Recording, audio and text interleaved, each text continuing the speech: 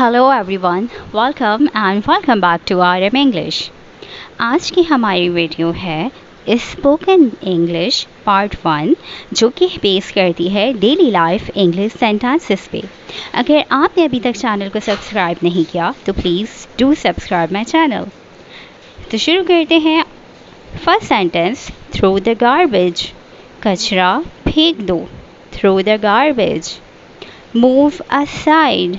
Move aside, एक तरफ हो जाओ। Don't block his way.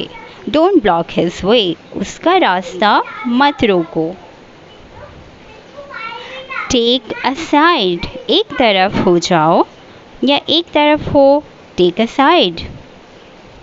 It's getting dark, अंधेरा हो रहा है।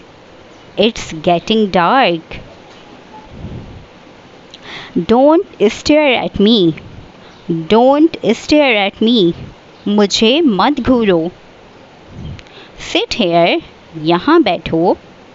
Sit here. यहाँ बैठो। Keep sitting here. Keep sitting here. यहीं बैठे रहो। Keep smiling. Keep smiling. मुस्कुराते रहो। कीप स्माइलिंग और कीप लाफिंग का मतलब कहका लगाते रहो। Don't talk too much. Don't talk too much, ज़्यादा बातें मत बनाओ।